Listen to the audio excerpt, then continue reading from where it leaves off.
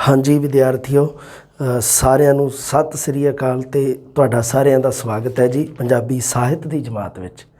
ਪੰਜਾਬੀ ਸਾਹਿਤ ਵਿੱਚ ਆਪਾਂ ਆਪਣੇ ਆਧੁਨਿਕ ਕਵੀ ਪੜ੍ਹ ਰਹੇ ਹਾਂ, ਜਿਹਦੇ ਵਿੱਚ ਆਪਾਂ ਅਗਲਾ ਆਪਣਾ ਕਵੀ ਹੈ ਜਿਹੜਾ ਉਹ ਪੜ੍ਹਨਾ ਹੈ ਡਾਕਟਰ ਹਰਭਜਨ ਸਿੰਘ। ਡਾਕਟਰ ਹਰਭਜਨ ਸਿੰਘ ਦੀਆਂ ਕਵਿਤਾਵਾਂ ਦੇ ਰੱਖੀਆਂ। ਮੈਂ ਤੁਹਾਨੂੰ ਦੱਸਿਆ ਵੀ ਸੀ ਵੀ ਮੇਰਾ ਇੱਕ ਫੇਵਰੇਟ ਹੈ ਇਹ। ਹਾਂ, ਮਤਲਬ ਕਿ ਬਹੁਤ ਸਾਰੇ ਫੇਵਰੇਟ ਆ ਮੈਂ, ਪਰ ਉਹਨਾਂ ਦੇ ਵਿੱਚੋਂ ਇੱਕ ਆ ਜਿਹੜਾ ਉਹ ਵੀ ਹੈ। ਇੱਕ ਤਾਂ ਹੈਗੀ ਆ ਤੂੰ ਬੜੀ ਮਾਸੂਮ ਏ, ਸੇਜ ਸੁਖਾਲੀ ਅਪ੍ਰਮਾਣਿਕ, ਅਤੇ ਇੱਕ ਹੈਗੀ ਆ ਸੜਕ ਦੇ ਸਫ਼ੇ ਉੱਤੇ ਤੇ ਚੱਲ ਖੁਸ਼ਬੋਏ। ਬੜੀ ਸ਼ਾਨਦਾਰ ਕਵਿਤਾਵਾਂ ਇਹਦੀਆਂ। ਆ ਜਾਓ ਫਿਰ ਸਭ ਤੋਂ ਪਹਿਲਾਂ ਦੇਖਦੇ ਹਾਂ ਡਾਕਟਰ ਹਰਭਜਨ ਸਿੰਘ ਦੇ ਜੀਵਨ ਬਾਰੇ ਇਹਦੇ ਵਿੱਚ ਕੀ ਕੁਛ ਦੇ ਰੱਖਿਆ। ਭਾਈ ਵੀਰ ਸਿੰਘ ਜੀ ਤਾਂ ਆਪਣਾ ਹੋ ਗਿਆ ਕਲੀਅਰ।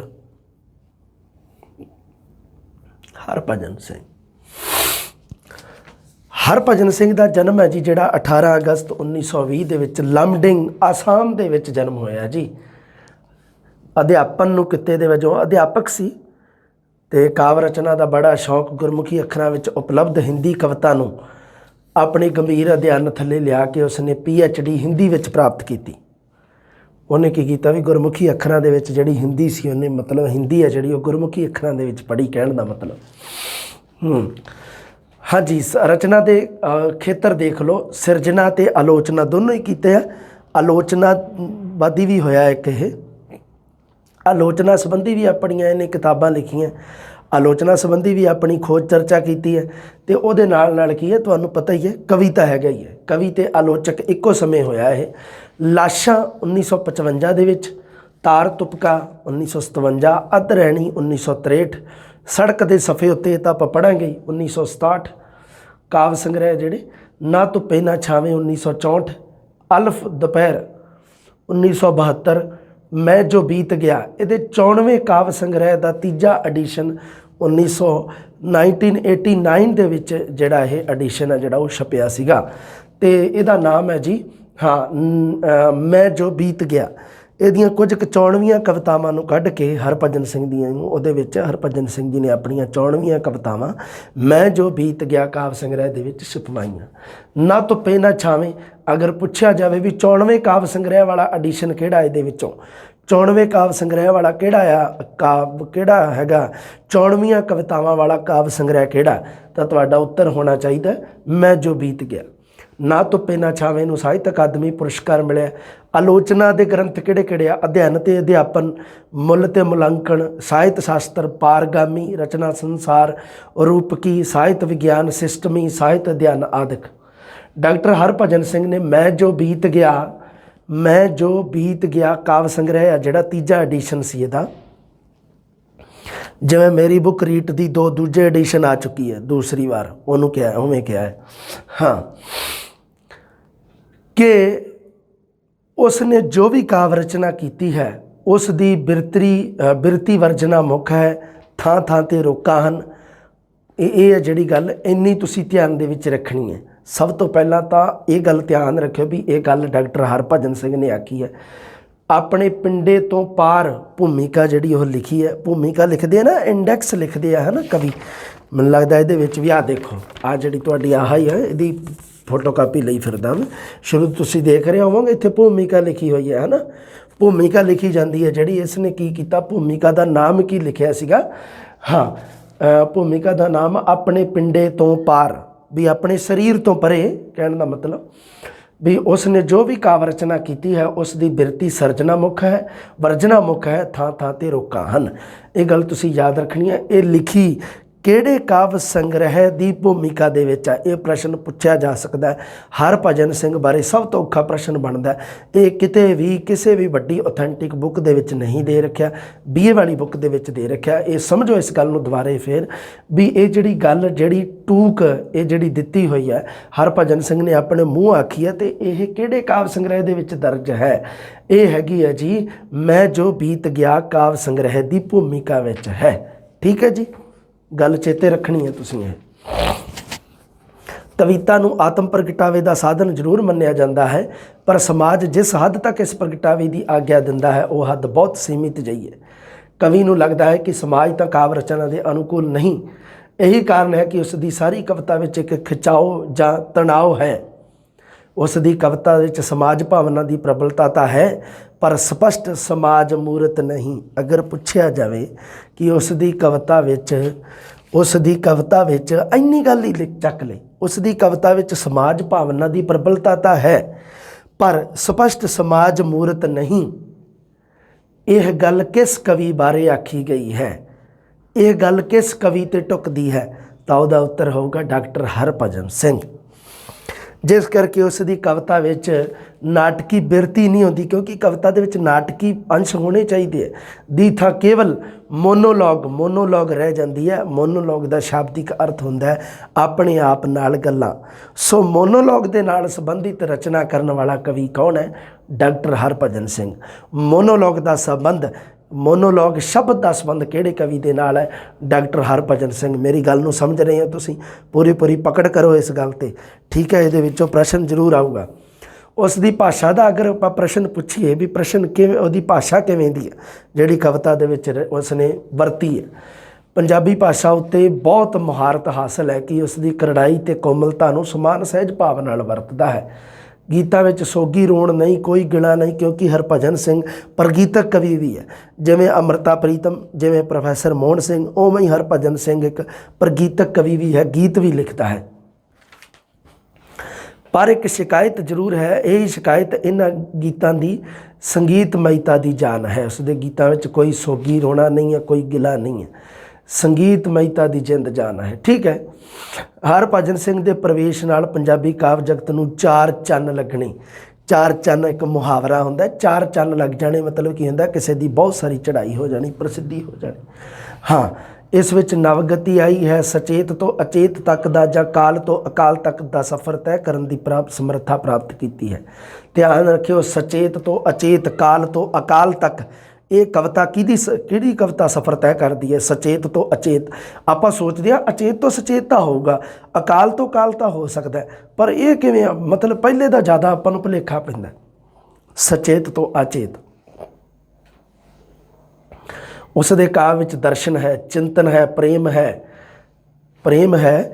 ਅੱਗੇ ਕੀ ਹੈ? ਉਸ ਦੇ ਵਿੱਚ ਅਸਤੀ ਹੈ, ਮਾਨਸਿਕ ਤੱਥਾਂ ਦੇ ਵੇਰਵੇ ਹਨ, ਵਿਅੰਗ ਤੇ ਟਿਚਕਰ ਹੈ, ਅਤੇ ਸਭ ਤੋਂ ਵੱਧ ਉਸ ਦੀ ਕਵਿਤਾ ਸ਼ਬਦ ਤੇ ਅਰਥ ਦੇ ਸਫਲ ਸੰਮੇਲਨ ਦੀ ਕਵਿਤਾ ਹੈ।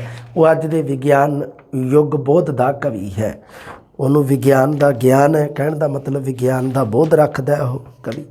ਪ੍ਰਸਿੱਧ ਕਵੀ ਹੈ ਡਾਕਟਰ ਹਰਭਜਨ ਸਿੰਘ। ਆਓ ਫਿਰ ਆਪਾਂ ਇਸ ਨੂੰ ਡਾਕਟਰ ਹਰਭਜਨ ਸਿੰਘ ਨੂੰ ਆਪਾਂ ਪੜ੍ਹਦੇ ਹਾਂ। ਇਹ ਸਾਡੇ 81 ਨੰਬਰ ਪੇਜ 'ਤੇ ਦਿੱਤਾ ਹੋਇਆ।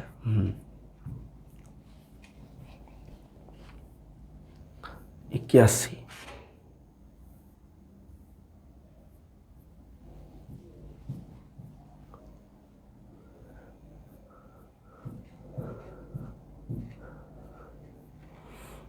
ਹਾਂਜੀ, ਸਭ ਤੋਂ ਪਹਿਲੀ ਕਵਿਤਾ ਹੈ ਕਿ ਤੂੰ ਬੜੀ ਮਾਸੂਮ ਹੈ।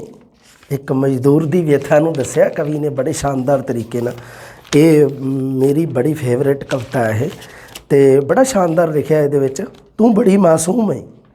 ਇੱਕ ਮਜ਼ਦੂਰ ਹੈ ਜਿਹੜਾ ਆਪਣੀ ਪਤਨੀ ਨੂੰ ਕਹਿ ਰਿਹਾ ਹੈ ਕਿ ਤੂੰ ਬੜੀ ਮਾਸੂਮ ਹੈ। ਹਾਂਜੀ, ਆ ਜਾਓ ਫਿਰ। ਇੱਕ ਤਾਂ ਹੁੰਦੇ, ਦੇਖੋ ਚੀਜ਼ਾਂ 2 ਤਰ੍ਹਾਂ ਦੀਆਂ ਹੁੰਦੀਆਂ, ਇੱਕ ਹੁੰਦੀ ਪ੍ਰਮਾਣਿਕ, ਇੱਕ ਹੁੰਦੀ ਹੈ ਅਪ੍ਰਮਾਣਿਕ। ਹਰਭਜਨ ਸਿੰਘ ਹੈ ਜਿਹੜਾ ਉਹ ਅਪ੍ਰਮਾਣਿਕ ਕਵਿਤਾ ਲਿਖਣ ਵਾਲਾ ਕਵੀ ਹੈ। ਜੇ ਤੁਸੀਂ ਸਮਝੋ ਇਸ ਗੱਲ ਨੂੰ, ਪ੍ਰਮਾਣਿਕਤਾ ਉਹ ਹੁੰਦੀ ਹੈ ਕਿ ਜਿਹੜੀ ਕੋਈ ਰਜਿਸਟਰਡ ਹੋਵੇ।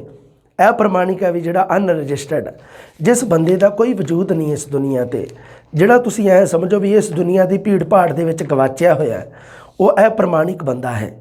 ਪ੍ਰਮਾਣਿਕ ਤਾਂ ਕੋਈ ਵੱਡੇ ਨੇਤੇ, ਰਾਜਨੇਤੇ ਹੋ ਸਕਦੇ ਆ, ਕੋਈ ਮਤਲਬ ਕੋਈ ਫਿਲਮੀ ਹਸਤੀ ਹੋ ਸਕਦੀ ਹੈ ਨਾ, ਕੋਈ ਐਕਟਰ ਐਕਟਰੈਸ ਹੋ ਸਕਦੇ ਆ ਪ੍ਰਮਾਣਿਕ। ਪਰ ਇੱਕ ਸਧਾਰਨ ਕਿਸਮ ਦਾ ਜਿਹੜਾ ਬੰਦਾ ਹੈ ਉਹ ਇੱਕ ਅਪ੍ਰਮਾਣਿਕ ਦੀ ਨਜ਼ਰ ਦੇ ਵਿੱਚ ਹੈ। ਅਪ੍ਰਮਾਣਿਕ ਕਿਸਮ ਦਾ ਬੰਦਾ ਹੈ ਡਾਕਟਰ ਹਰਭਜਨ ਸਿੰਘ ਦੇ ਨਜ਼ਰੀਏ ਤੋਂ। ਅਪ੍ਰਮਾਣਿਕ ਵਿਅਕਤੀ ਦੀ ਮਨੋਬਚਨੀ ਹੈ। ਮੈਂ ਤੁਹਾਨੂੰ ਦੱਸਿਆ ਸੀ ਨਾ, ਮੋਨੋਲੋਗ ਸ਼ਬਦ ਆਇਆ ਸੀਗਾ ਨਾ। ਮੋਨੋਲੋਗ ਸ਼ਬਦ ਦੇ ਵਿੱਚ, ਮੋਨੋਲੋਗ ਸ਼ਬਦ ਮਤਲਬ ਆਪਣੇ ਆਪ ਨਾਲ ਗੱਲਾਂ ਕਰਨੀਆਂ। ਸੋ ਇੱਥੇ ਉਹ ਮਜ਼ਦੂਰ ਹੈ ਜਿਹੜਾ ਡਾਕਟਰ ਹਰਭਜਨ ਸਿੰਘ ਦਾ ਜਿਹੜਾ ਮਜ਼ਦੂਰ ਹੈ, ਉਹ ਆਪਣੇ ਆਪ ਦੇ ਨਾਲ ਗੱਲਾਂ ਕਰ ਰਿਹਾ। ਮਨੋਬਚਨੀ ਹੈ ਇਸ ਕਵਿਤਾ ਦੇ ਵਿੱਚ। ਕਿਹੜੀ ਵਿਧੀ ਅਪਣਾਈ ਗਈ ਹੈ? ਮਨੋਬਚਨੀ ਵਿਧੀ। ਅਪ੍ਰਮਾਣਿਕ ਵਿਅਕਤੀ ਦੀ। ਕਿਹੜੇ ਵਿਅਕਤੀ ਦੀ? ਅਪ੍ਰਮਾਣਿਕ। ਜਿਹਦਾ ਵਿਚਾਰੇ ਦਾ ਕੋਈ ਵਜੂਦ ਨਹੀਂ, ਜਿਹਨੂੰ ਕੋਈ ਨਹੀਂ ਜਾਣਦਾ, ਜਿਹੜਾ ਮਤਲਬ ਤੁਸੀਂ ਇਹ ਸਮਝੋ ਵੀ ਕੂੜੇ ਦੇ ਢੇਰ ਵਰਗਾ। ਹਾਂ, ਇਹ ਪ੍ਰਮਾਣਿਕ ਲਘੂ ਮਾਨਵ ਜਿਹਨੂੰ ਆਪਾਂ ਕਹਿ ਸਕਦੇ ਹਾਂ। ਲਘੂ ਮਾਨਵ ਦੀ ਆਵਾਜ਼ ਕਿਹਾ ਜਾਂਦਾ ਹੈ। ਜਿਹੜਾ ਆਪਣਾ ਪ੍ਰਸਿੱਧ ਨਾਵਲਕਾਰ ਹੈ ਗੁਰਦਿਆਲ ਸਿੰਘ, ਉਹਨੂੰ ਆਪਾਂ ਪੜ੍ਹਾਂਗੇ, ਲਘੂ ਮਾਨਵ ਦੀ ਆਵਾਜ਼ ਕਹਿੰਦੇ ਆ। ਸੋ ਉਹਨੂੰ ਲਘੂ ਮਾਨਵ ਨੂੰ ਇਹ ਪ੍ਰਮਾਣਿਕ ਕਿਹਾ ਜਾਂਦਾ, ਇਹ ਪ੍ਰਮਾਣਿਕ ਨੂੰ ਲਘੂ ਮਾਨਵ ਕਿਹਾ ਜਾਂਦਾ। ਸੋ ਇੱਥੇ ਕੀ ਹੈ ਕਿ ਇਹ ਪ੍ਰਮਾਣਿਕ ਜਿਹੜਾ ਹੈਗਾ ਇੱਕ ਲਘੂ ਮਾਨਵ, ਉਸ ਦੀ ਮਾਨਸਿਕ ਵੇਦਨਾ ਨੂੰ ਬਿਆਨ ਕੀਤਾ, ਉਸ ਦੀ ਮਾਨਸਿਕ ਵੇਦਨਾ ਨੂੰ ਬਿਆਨ ਕੀਤਾ ਕਵੀ ਨੇ। ਮਤਲਬ ਕਿ ਇੱਕ ਕਾਮਾ ਹੈ, ਮਜ਼ਦੂਰ ਨੂੰ ਕਾਮਾ ਵੀ ਕਹਿ ਦਿੰਦੇ ਹਾਂ, ਕੰਮ ਕਰਨ ਵਾਲਾ, ਮਜ਼ਦੂਰੀ ਕਰਨ ਵਾਲਾ, ਉਹਦੀ ਮਾਨਸਿਕ ਸਥਿਤੀ ਨੂੰ ਬਿਆਨ ਕੀਤਾ ਜੋ ਇੱਕ ਪ੍ਰਮਾਣਿਕ ਹੈ ਅਤੇ ਉਸ ਦੀ ਮਨੋਵਚਨੀ ਹੈ। ਮਤਲਬ ਉਹ ਆਪਣੇ ਆਪ ਦੇ ਨਾਲ ਗੱਲ ਕਰ ਰਿਹਾ ਹੈ। ਤੂੰ ਬੜੀ ਮਾਸੂਮ ਹੈ, ਮਜ਼ਦੂਰ ਆਪਣੇ ਆਪ ਨਾਲ ਗੱਲ ਕਰ ਰਿਹਾ, ਘਰ ਵਾਲੀ ਨੂੰ ਨਹੀਂ ਕਹਿ ਰਿਹਾ। ਹਾਂ, ਦੇਖੋ, ਜੇ ਮੈਂ ਕਦੇ ਜਾਬਰ ਬਣਾ, ਜਾਬਰ ਕਰੂਅਲ ਲਿਖਿਆ ਹੋਇਆ, ਕਰੂਅਲ ਮਤਲਬ ਨਿਰਦਈ, ਜਾਬਰ ਜ਼ੁਲਮ ਕਰਨ ਵਾਲਾ। ਛਾਂਟਿਆਂ ਨਾਲ ਠੇਕਦਾ ਤੇਰਾ ਬਦਨ, ਨੈਣ ਤੇਰੇ ਇਸ ਤਰ੍ਹਾਂ ਨੌਂਦਰਦਿਆਂ, ਮੇਰੀਆਂ ਅੱਖਾਂ ਦੇ ਵਿੱਚ ਤੂੰ ਢੂੰਡ ਨਾ ਸਕੇ ਹੁਸਨ। ਖੋਹ ਲਵਾਂ ਵਿਸ਼ਵਾਸ ਤੇਰਾ, ਲੁੱਟ ਲਵਾਂ ਮਨ ਦਾ ਅਮਨ।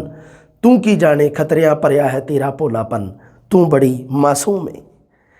ਅਤੇ ਉਹ ਮਜ਼ਦੂਰ ਹੈ ਜਿਹੜਾ ਉਹ ਮਨੋਬਚਨੀ ਕਰ ਰਿਹਾ, ਮੋਨੋਲੋਗ ਵਿਧੀ ਨੂੰ ਅਪਣਾ ਰਿਹਾ। ਮਜ਼ਦੂਰ ਉਹ ਕਹਿ ਰਿਹਾ ਆਪਣੀ ਪਤਨੀ ਨੂੰ, ਕੀ ਕਹਿ ਰਿਹਾ ਕਿ ਤੂੰ ਬੜੀ ਮਾਸੂਮ ਹੈ। ਜੇ ਮੈਂ ਕਦੇ ਜ਼ੁਲਮੀ ਬਣ ਜਾ, ਮੈਂ ਕਦੇ ਜਾਬਰ ਜ਼ੁਲਮੀ ਬਣ ਜਾ, ਛਾਂਟਿਆਂ ਨਾਲ ਠੇਕਦਾ ਤੇਰਾ ਬਦਨ। ਠੇਕਣਾ ਮਤਲਬ ਹੁੰਦਾ ਛਾਪੇ ਦੇ ਨਿਸ਼ਾਨ ਪੈ ਜਾਣੇ।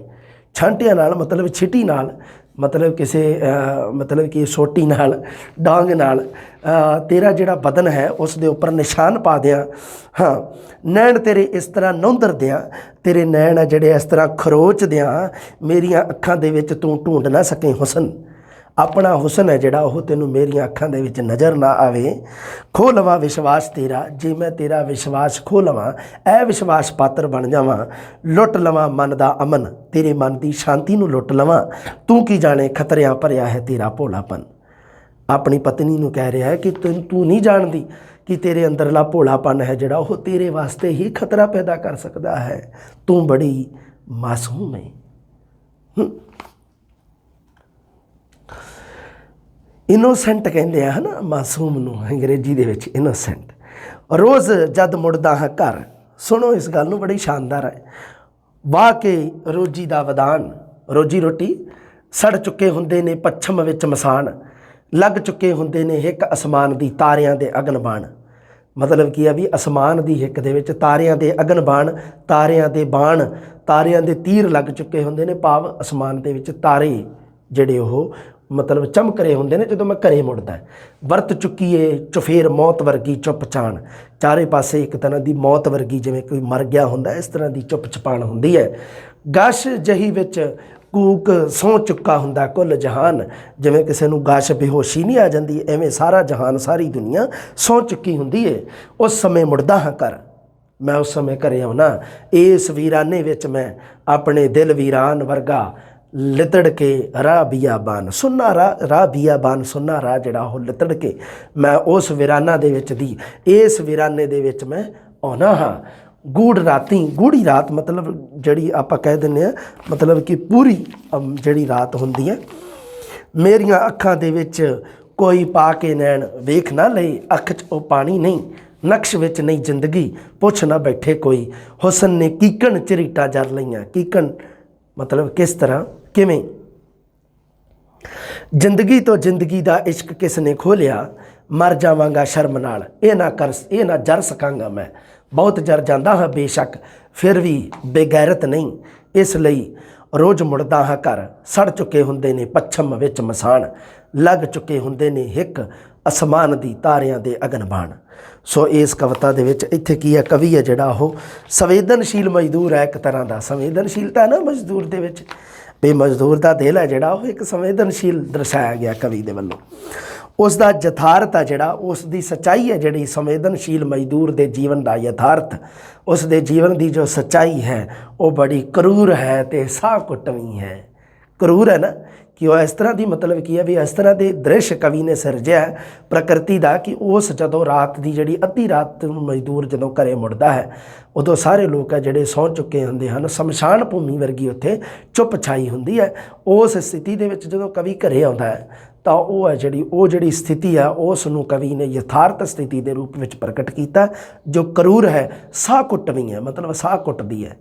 ਉੱਥੇ ਆਜ਼ਾਦੀ ਵਾਲੀ ਜ਼ਿੰਦਗੀ ਨਹੀਂ ਹੈ ਕਿ ਉਸ ਨੂੰ ਆਪਣੀ ਅਣਖ ਮਾਰ ਕੇ ਵੀ ਜਿਉਣਾ ਪੈਂਦਾ ਹੈ। ਇੱਥੇ ਉਸ ਮਜ਼ਦੂਰ ਨੂੰ ਆਪਣੀ ਅਣਖ ਮਾਰ ਕੇ ਵੀ ਜਿਉਣਾ ਪੈਂਦਾ ਹੈ। ਮਤਲਬ ਇੱਥੇ ਕਹਿ ਰਿਹਾ ਉਹ ਆਪਣੀ ਪਤਨੀ ਨੂੰ ਕਿ ਤੂੰ ਮੈਨੂੰ ਡਿਜ਼ਰਵ ਨਹੀਂ ਕਰਦੀ, ਵੀ ਮੈਂ ਮਤਲਬ ਮੇਰੀ ਜ਼ਿੰਦਗੀ ਕਿਵੇਂ ਦੀ ਹੈ, ਤੂੰ ਮੇਰਾ ਇੰਤਜ਼ਾਰ ਕਰਦੀ ਹੈ। ਘਰੇ ਸ਼ਾਮ ਨੂੰ ਦੀਵਾ ਜਗਾ ਕੇ ਮੇਰੇ ਵਾਸਤੇ ਕੋਈ ਖਾਣਾ ਦਾਣਾ ਬਣਾਉਣੀ ਹੈ ਨਾ, ਵੀ ਜਦੋਂ ਮੈਂ ਆਉਣਾ ਅਤੇ ਤੂੰ ਉਦੋਂ ਸੋਹਣੇ ਬੜੇ ਸੱਜ ਕੇ ਮੇਰੇ ਵਾਸਤੇ ਤਿਆਰ ਹੁੰਨੀ ਹੈ। ਤਾਂ ਇਹ ਹੈ ਜਿਹੜਾ ਇਹ ਮਤਲਬ ਕੀ ਹੈ ਵੀ ਇਹ ਤੇਰੀ ਮਾਸੂਮੀਅਤ ਹੈ ਅਤੇ ਇਹ ਤੂੰ ਬੜੀ ਮਾਸੂਮ ਹੈ ਕਹਿੰਦਾ। ਅਤੇ ਇਹ ਮਾਸੂਮੀਅਤ ਹੈ ਜਿਹੜੀ, ਇਹ ਜਿਹੜਾ ਮਾਸੂਮਪੁਣਾ ਤੇਰੇ ਅੰਦਰਲਾ, ਇਹ ਤੈਨੂੰ ਤੇਰੇ ਵਾਸਤੇ ਸੰਕਟ ਖੜਾ ਕਰ ਸਕਦਾ ਹੈ। ਸ਼ਾਨਦਾਰ ਤਰੀਕੇ ਨਾਲ ਸਮਝੋ ਇਸ ਚੀਜ਼ ਨੂੰ। ਅੱਗੇ ਦੇਖੋ, ਹਾਂਜੀ ਆਪਾਂ ਇੱਥੋਂ ਤੱਕ ਪੜ੍ਹ ਲਿਆ।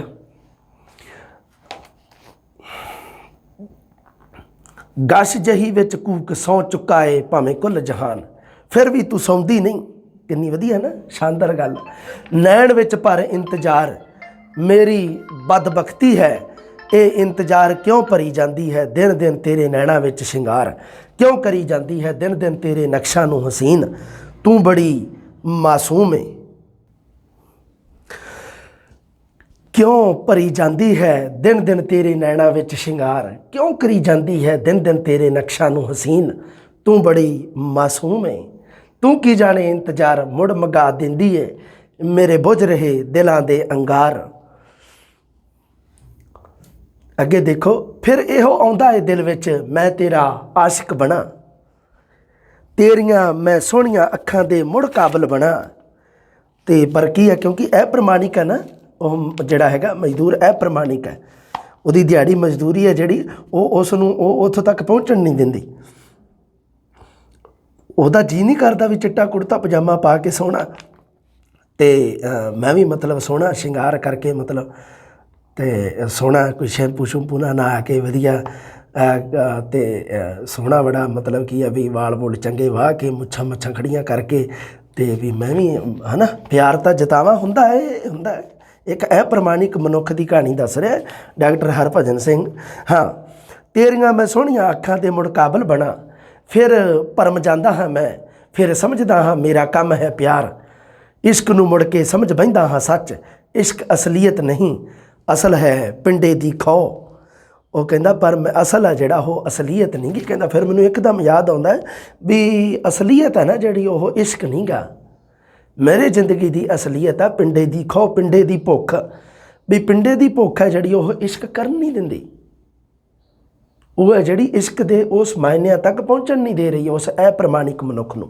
ਅਪ੍ਰਮਾਣਿਕ ਮਨੁੱਖ ਹੈ ਜਿਹੜਾ ਡਾਕਟਰ ਹਰਭਜਨ ਸਿੰਘ ਦਾ ਜਿਹੜਾ ਅਪ੍ਰਮਾਣਿਕ ਮਜ਼ਦੂਰ ਹੈ, ਉਹ ਪਿੰਡੇ ਦੀ ਖੋਹ ਤੱਕ ਸੀਮਿਤ ਹੈ।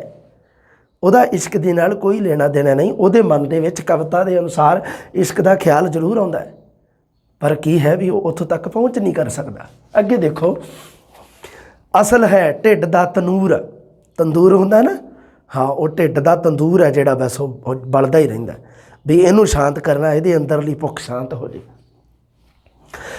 ਜਿਸ ਲਈ ਪਿੰਡਾ ਜਰੇ ਚਾਂਦੀ ਦੀ ਲਾਸ਼, ਜਿਸ ਲਈ ਆਪੇ ਹੀ ਸਿੱਖ ਲਵੇ ਜ਼ਬਾਨ ਜੀ ਹਜ਼ੂਰ, ਹੈ ਨਾ। ਅਰੇ ਐਵੇਂ ਹੀ ਹੈ ਨਾ, ਇਹ ਮਤਲਬ ਕੀ ਹੈ ਵੀ ਇਹ ਭੁੱਖ ਹੈ ਜਿਹੜੀ ਢਿੱਡ ਦੀ, ਉਹੀ ਤਾਂ ਜੀ ਹਜ਼ੂਰ ਕਹਿਣਾ ਸਿਖਾਉਂਦੀ ਹੈ। ਵੀ ਕੋਈ ਨੌਕਰ ਹੈ ਜਿਹੜਾ ਉਹ ਮਾਲਕ ਨੂੰ ਜੀ ਹਜ਼ੂਰ ਆਖੂਗਾ ਅਤੇ ਕੁਛ ਲਊਗਾ।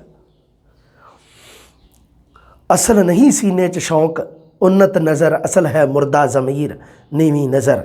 ਅਸਲ ਦੇ ਵਿੱਚ ਸੀਨੇ ਦੇ ਵਿੱਚ ਕੋਈ ਸ਼ੌਂਕ ਨਹੀਂ ਗੀ, ਕੋਈ ਨਜ਼ਰ ਉੱਚੀ ਚੱਕੀ ਹੋਈ ਨਹੀਂ ਗੀ। ਕੀ ਹੈ ਅਸਲ ਦੇ ਵਿੱਚ? ਜ਼ਮੀਰ ਜਿਹੜਾ ਉਹ ਮਰਿਆ ਹੋਇਆ ਹੈ। ਉਹ ਕੀ ਹੈ? ਨਜ਼ਰ ਨੀਵੀਂ ਹੈ। ਤੈਨੂੰ 100 ਪਿੰਡੇ ਦੀ ਖੋਹ ਦੀ, ਤੈਨੂੰ 100 ਪਿੰਡੇ ਦੀ ਖੋਹ ਦੀ, ਜਿਹੜੀ ਮੇਰੇ ਪਿੰਡੇ ਦੀ ਖੋਹ ਦੀ ਮਤਲਬ ਕੀ ਹੈ ਕਿ ਜਿਹੜੀ ਮਤਲਬ ਭੁੱਖ ਹੈ ਜਿਹੜੀ ਉਹਦੀ ਸਹੁੰ। ਇਸ ਤਰ੍ਹਾਂ ਕੀਤਾ ਨਾ ਕਰ ਤੂੰ ਇੰਤਜ਼ਾਰ, ਅਸਲ ਨਹੀਂ ਜੱਗ ਵਿੱਚ ਪਿਆਰ, ਕਿਉਂ ਜਗਾ ਰੱਖਦੀ ਏ ਦੀਵਾ ਡਾਟ 'ਤੇ। ਮੈਂ ਕੋਈ ਬੱਚਾ ਨਹੀਂ, ਭੁੱਲ ਨਹੀਂ ਸਕਦਾ ਮੈਂ ਰਾਹ, ਮੈਨੂੰ ਲੋਹ ਦੀ ਲੋੜ ਨਹੀਂ, ਕਿਸ ਲਈ ਮੇਰਾ ਸਵਾਗਤ ਰੋਜ਼ ਰੋਜ਼, ਕਿਉਂ ਮੈਨੂੰ ਚੇਤਾ ਕਰਾਏ ਰੋਜ਼ ਰੋਜ਼, ਮੈਂ ਹਾਂ ਮਹਾਨ, ਕਿਸ ਲਈ ਆਤਿਸ਼ ਫਸਾਂ ਦਾ ਇਹ ਸਮਾਨ ਨਹੀਂ ਭੁੱਲੀਏ। ਮੁੜ ਜਾਊ ਇਹ ਅਲੂਣਾ, ਮੁੜ ਸੌਰੀ ਗਲਤ ਹੋ ਗਿਆ ਓਏ, ਆ ਤਾਂ ਸਾਰਾ ਹੀ ਗਲਤ ਕਰਤਾ। ਹਾਂ, ਸੜ ਜਾਊ ਇਹ ਆਲਣਾ, ਉਹ ਇੱਥੋਂ ਤਾਂ ਜਮਾਂ ਹੀ ਨਹੀਂ ਪਤਾ ਲੱਗਦਾ ਓਏ। ਆ ਸਹੀ ਲਿਖਿਆ ਜਮਾਂ, ਇਹਦੇ ਤਾਂ ਜਮਾਂ ਹੀ। ਸੜ ਜਾਊ ਇਹ ਆਲਣਾ, ਉਜੜ ਜਾਏਗਾ ਤੇਰਾ ਸਾਰਾ ਜਹਾਨ। ਜਰ ਨਹੀਂ ਸਕਣੀ ਤੂੰ ਬਿਜਲੀ ਕਹਿਰ ਦੀ, ਰੱਬ ਨੂੰ ਹੈ ਮਨਜ਼ੂਰ ਕੇ ਸੰਸਾਰ ਵਿੱਚ ਕੋਈ ਨਾ ਹੋਵੇ ਮਹਾਨ। ਵੀ ਜੇ ਤੂੰ ਮੈਨੂੰ ਮਹਾਨ ਬਣਾਉਣ ਤੇ ਸਾਬਤ ਕਰ ਰਹੀ ਹੈ ਨਾ ਵੀ ਮੈਂ ਮਹਾਨ ਆ ਤੇਰੇ ਵਾਸਤੇ, ਜੇ ਤੂੰ ਕਹਿ ਰਹੀ ਹੈ ਮੇਰਾ ਪਤੀ ਮੇਰਾ ਪਰਮੇਸ਼ਵਰ ਆ, ਪਰ ਰੱਬ ਹੈ ਜਿਹੜਾ ਉਹ ਕਿਸੇ ਨੂੰ ਪਰਮੇਸ਼ਵਰ ਨਹੀਂ ਬਣਨ ਦਿੰਦਾ।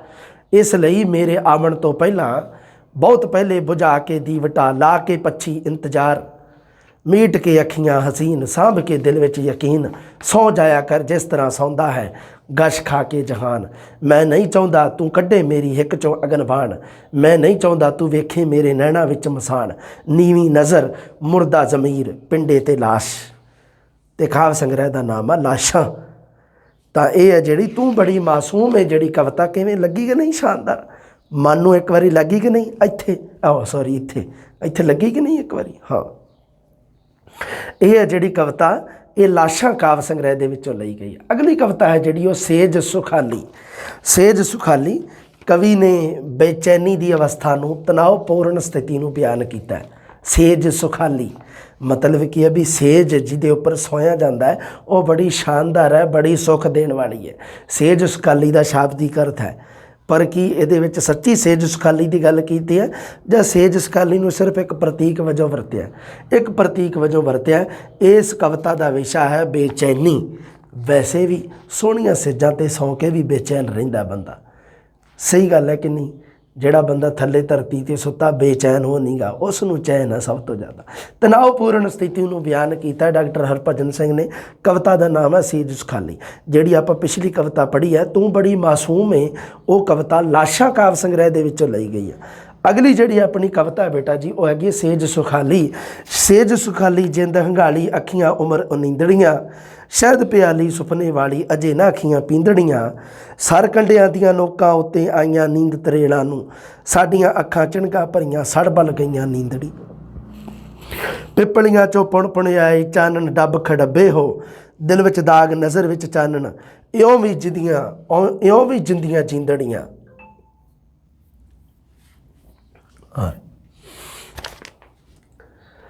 ਅੱਜ ਅੱਧ ਰਹਿਣੀ ਜਦ ਕੋਈ ਪੰਛੀ। ਅੱਧ ਰਹਿਣੀ ਕਾਵਿ ਸੰਗ੍ਰਹਿ ਚੋਂ ਲਿਆ ਗਿਆ ਤੇ ਅੱਧ ਰਹਿਣੀ ਸ਼ਬਦ ਵੀ ਆ ਗਿਆ।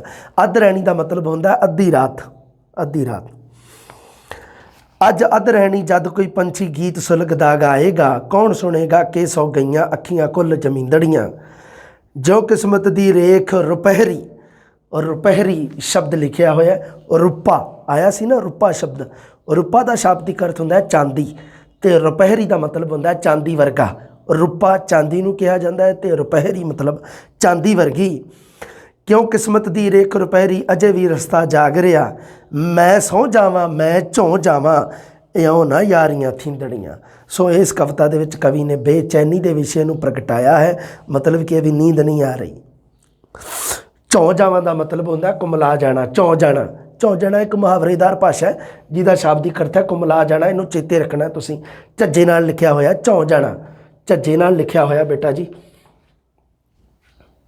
ਇਹ ਲਿਖਿਆ ਹੋਇਆ ਸਾਡਾ, ਲਿਖਿਆ ਜਾਊ ਕਿ ਨਹੀਂ? ਹਾਂ, ਆਹ ਲਿਖਿਆ ਹੋਇਆ ਝੋਂ ਜਾਣਾ। ਠੀਕ ਹੈ ਬੇਟਾ ਜੀ। ਇਹਦਾ ਮਤਲਬ ਹੈ ਕੁਮਲਾ ਜਾਣਾ, ਜਿਵੇਂ ਫੁੱਲ ਕੁਮਲਾ ਜਾਂਦੇ ਆ ਨਾ, ਉਸ ਤਰ੍ਹਾਂ। ਹਾਂ,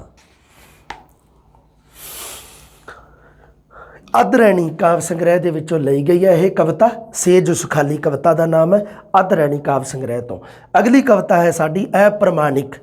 ਦੇਖੋ, ਜਦੋਂ ਮੈਂ ਗੱਲ ਆਪਾਂ ਕਵਿਤਾ ਪਿਛਲੀ ਪੜ੍ਹੀ ਸੀਗੀ, ਪਹਿਲੀ ਕਵਿਤਾ ਸੀ ਆਪਣੀ ਜਿਹੜੀ ਤੂੰ ਬੜੀ ਮਾਸੂਮ ਹੈ, ਉਹਦੇ ਵਿੱਚ ਮੈਂ ਇਹ ਸ਼ਬਦ ਤੁਹਾਨੂੰ ਯੂਜ ਕੀਤਾ ਸੀਗਾ ਵੀ ਅਪ੍ਰਮਾਣਿਕ ਮਜ਼ਦੂਰ ਦੀ ਵਿਅਥਾ ਨੂੰ ਸੁਣਾਇਆ ਕਵੀ ਨੇ। ਉਸ ਦੇ ਮਨ ਦੀ ਜਿਹੜੀ ਉਹ ਜਿਹੜੀ ਵਿਅਥਾ ਹੈ ਉਸ ਨੂੰ ਦੱਸਿਆ ਸੀਗਾ।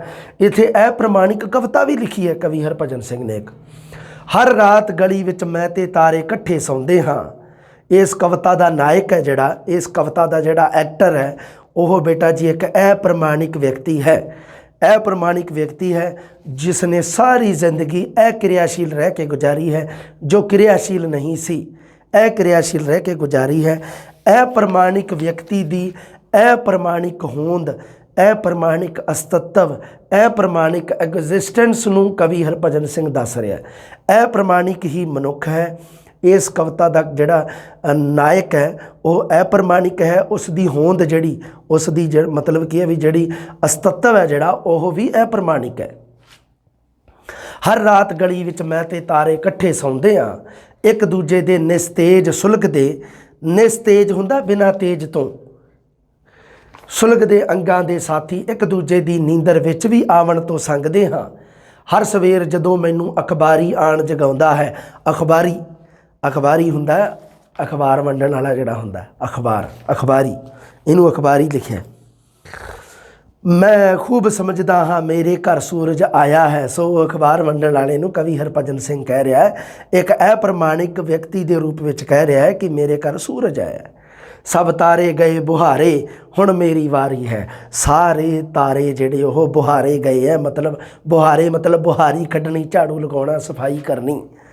सारे तारियां की सफाई हो चुकी है, हुण मेरी वारी है, हुण मेरे ते बुहारी वजूगी। कहण दा मतलब देखो किवें अप्रमाणिक मनुख है जिहड़ा ओह एक तरह का कूड़े वर्गा समझो, जिस नूं बुहारी की सहायता दे नाल चक के बाहर सिट दिता जाता है।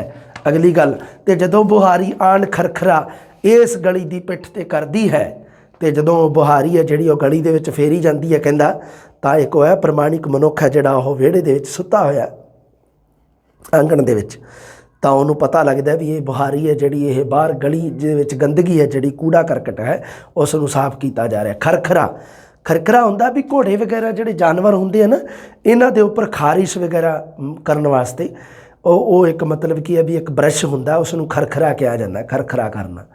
हाँ भी उन्हां दी साफ सफाई करने वास्ते, उन्हां दे पिंडे ते फेरन वास्ते खरखरा। ते बुहारी आण खरखरा, वो बुहारी है जिहड़ी फेरी जाती है, उस गली दे विच खरखरा किया जाता है। मैं खूब समझदा हाँ गली हुण सरपट दौड़ेगी, क्योंकि ये गली है जिहड़ी साफ हो चुकी है, ये हुण सरपट दौड़ेगी। कहण दा मतलब ये गली दे विच आवाजाही होऊगी। मैं उठ बैठा नहीं तो मैं चीना चीना होके डिग डुल जावांगा। वही है, सही है, शुक्र है। ਤਾਂ ਕਿਸੇ ਨਜ਼ਰ ਦੇ ਤੇਜ ਤਮੂਹੇ ਕਾਂਟੇ ਦੇ ਵਿੱਚ ਵਿਝ ਜਾਵਾਂਗਾ, ਬੋਟੀ ਮਾਸ ਜਿਹਾ ਨੰਗਾ ਅੱਧ ਕੱਚਾ, ਜਿਸ ਨੂੰ ਨਾ ਕੋਈ ਖਾਵੇਗਾ, ਨਾ ਤੇਜ ਤਮੂਹੇ ਕਾਂਟੇ ਦੀ ਸੂਲੀ ਤੋਂ ਹੇਠਾਂ ਲਾਹੇਗਾ। ਕਈ ਵਾਰੀ ਕਹਿੰਦਾ ਵੀ ਮੈਂ ਇਸ ਤਰ੍ਹਾਂ ਦਾ ਅਪ੍ਰਮਾਣਿਕ ਮਨੁੱਖ ਹਾਂ ਜਿਹੜਾ ਚੀਣਾ ਚੀਣਾ ਹੋ ਕੇ ਉਸ ਇੱਕ ਮਤਲਬ ਅੱਧ ਕੱਚੇ ਮਾਸ ਦੀ ਤਰ੍ਹਾਂ ਪਿਆ ਹੋਊਗਾ, ਜਿਸ ਦੀ ਬੋਟੀ ਨੂੰ ਤਿੰਨ ਮੂੰਹ ਵਾਲਾ ਕਾਂਟਾ ਹੁੰਦਾ ਨਾ, ਛੁਰੀ ਜਿਹੜੀ ਖਾਣ ਵਾਸਤੇ ਹੁੰਦੀ ਹੈ ਨਾ ਕੁਝ, ਤੇ ਉਹਦੇ ਵਿੱਚ ਮੈਨੂੰ ਜ਼ਰੂਰ ਪਾਇਆ ਜਾਊਗਾ, ਪਰ ਨਾ ਖਾਧਾ ਜਾਊਗਾ ਤੇ ਨਾ ਉਹਦੇ ਚੋਂ ਬਾਹਰ ਕੱਢਿਆ ਜਾਊਗਾ। ਉਸ ਦੀ ਸੂੜੀ ਤੋਂ ਟੰਗਿਆ ਰਹੂੰਗਾ ਮੈਂ। ਮੇਰਾ ਦਰਵਾਜ਼ਾ ਇੱਕ ਉਬਾਸੀ ਵਾਂਗੂ ਖੁੱਲ੍ਹਦਾ ਹੈ। ਸੋ ਇੱਥੇ ਉਪਮਾ ਅਲੰਕਾਰ ਦੀ ਵਰਤੋਂ ਕੀਤੀ ਹੈ। ਦਰਵਾਜ਼ਾ ਖੁੱਲ੍ਹਦਾ ਤੇ ਉਬਾਸੀ ਦੇ ਵਿੱਚ ਆਪਾਂ ਮੂੰਹ ਖੋਲ੍ਹਦੇ ਹਾਂ। ਮੈਂ ਆਪਣਾ ਆਪ ਹੂੰਝ ਗਲੀ ਚੋਂ ਅੰਦਰ ਸੁੱਟਦਾ ਹਾਂ, ਮੈਨੂੰ ਹੁਮਸ ਦਾ ਪਰਦਾ ਹੈ, ਮੈਂ ਸਦਾਪੁਰੇ ਵਿੱਚ ਨੰਗਾ ਹਾਂ। मेरी घरवाली घर का कूड़ा हूंज गली विच बाहर सुटदी है, मैं डरदा हाँ मेरी घरवाली मैनू किते वेख ना लई। तो कहता भी मैं इस मतलब की है भी एक संकेतमई एक शैली दे विच कवि ने लिखी है भी वो जी मतलब की है भी मेरे घर वाली है जी वो की कर रही है, घर का कूड़ा जो सुट के बाहर गली दे विच सुट रही है, तो वह अपने आप को इस तरह मतलब है प्रमाणिक मनुख है जोड़ा उसनों इस तरह लग रहा कि मैं भी इस कूड़े करकट वर्गा हाँ कि मैनू भी इस तरह किवें ना किवें बाहर सिट दिता जाएगा। ना धुप्पे ना छावें काव्य संग्रह दे विचों लई गई है यह कविता अप्रमाणिक ना धुप्पे ना छावें। सड़क के सफ़े उत्ते सड़क के सफ़े उत्ते सड़क जिहड़ा सड़क है जिहड़ी उसनूं सफ़ा एक पेज एक पन्ना एक वर्का बनाया गया है कवि हरभजन सिंह वालों। सड़क के सफ़े उत्ते एक खत मैं तेरे नाम लिख के खंभे ते टंग दिता है, तू ताकि तू पढ़ लवें। सड़क के सफ़े ते जो खत भी लिखिया जाता है तय करके जेब विच नहीं रखिया जाता। खत कोई ईसा नहीं जो शौकिया सलीब ते लटक जावे।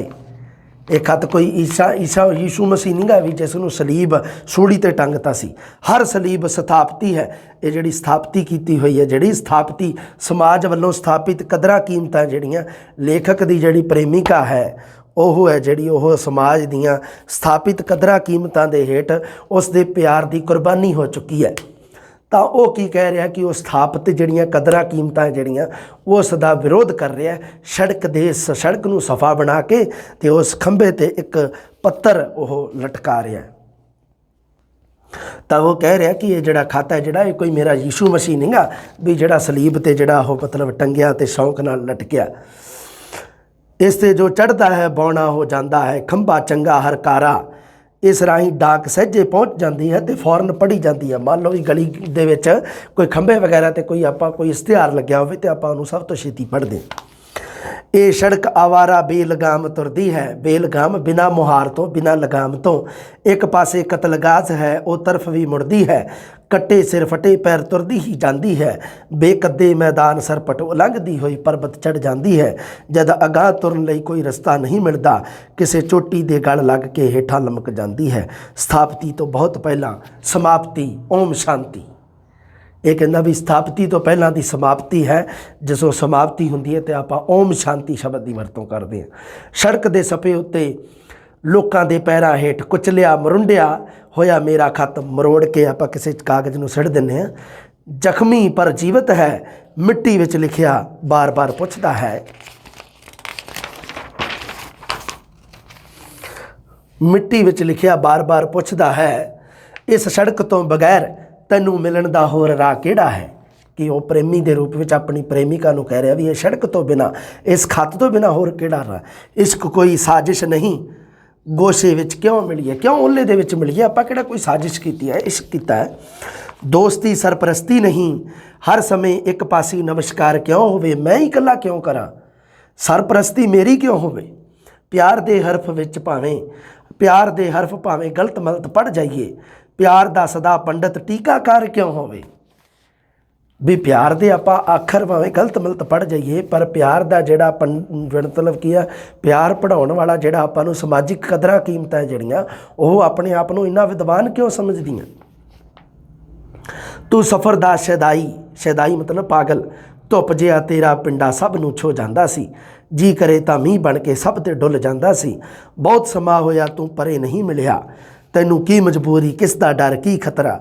सदा चौबदारां विच तू क्यों रहे घिरिया, तू ही हमेशा क्यों इन्हां लोकां दे विच घिरिया रहे। समाजिक कदरां कीमतां दे हेठ अपने प्यार की कुर्बानी देनी पैंदी है ना, तां इहदे विच की है, प्यार की कुर्बानी की गल कीती गई है।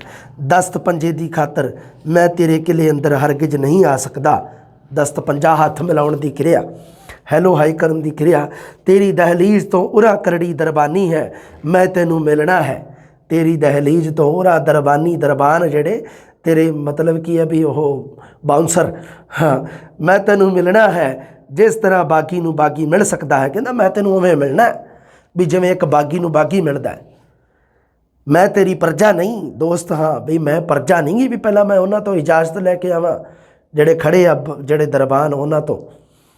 लोकां दे दिल जानी पातशाह नहीं हुंदे, जिहड़ा दिल जानी है मेरा वो पातशाह थोड़ा हो सकता, मेरे वास्ते दिल जानी है बराबर दा। सड़क दे सफ़े उत्ते एक खत मैं तेरे नाम ते लिख के खंभे ते टंग दिता है ताकि तैनू मिल सके। ते काव्य संग्रह का नाम है सड़क दे सफ़े उत्ते। कविता का नाम भी है सड़क दे सफ़े उत्ते ते काव्य संग्रह का नाम भी है सड़क दे सफ़े उत्ते। अगली कविता है चल खुशबोए। चल खुशबोए मेरी काव्य यात्रा दे काव्य संग्रह तो ली गई है। चल खुशबोए, ध्यान रखना इस चीज़ नूं। चल खुशबोए हुण होर किते चलीए, बहुत चिर बैठ लिया हुण इत्थों हिलीए। कवि है जिहड़ा वो समाज दीयां जिहड़ियां कदरां कीमतां उन्हां तो पासे जाना चाहुंदा है, समाज दे बंधनां तो। किहदियां उडीकां कवि नूं गिला रोस है एक तरह दा मन दे विच। किहदियां उडीकां इत्थे किसे नहीं आवणा, कल्लियां दी जून उठ भोग लै निकलीए। हौके वांगू उठ जा ते हंझू होके डुल जा, तुंबा तुंबा टुटदी जा बैठ ना नचलीए। थावां वाले थाओं थाई इत्थे बैठे रहणगे, असीं तां निथावें एवें थावां काहनूं मल्लीए। दूर जदों कोई दुखी होवे वाजा मारदा, आप तुर जाइए किसी होर नूं ना कल्लीए। जदों कोई दुखी होवे तां उस दी सहायता सानूं खुद करनी चाहिदी है। चल खुशबोए, चल होर किते चलीए। मेरी काव्य यात्रा हुण होर किते चली। मेरी काव्य यात्रा काव्य संग्रह दे विचों लई गई है ये, ते ये कविता का नाम है चल खुशबोए। मैं तुहानूं जिवें बारी बारी कहना रहना भी तुसीं ये काम जरूर करना है। तो तुहाडा काम की है कविता लिखी, कविता के नाम लिख ले जिन्नियां भी है। हुण डॉक्टर हरभजन सिंह दीयां 5 कवितावां, पंजां दे नाम अगे उन्हां दे काव्य संग्रह के नाम लिखते। याद रखोगे वारी वारी तो बेटा जी तुहाडे प्रश्न बहुत सही होने हैं, मेरे तो लिख के ले लो। ठीक है जी, अगली जमात में जल्दी मिलते हैं। नवा कवि एक लैके आपां जल्दी मिलांगे जी। रब राखा।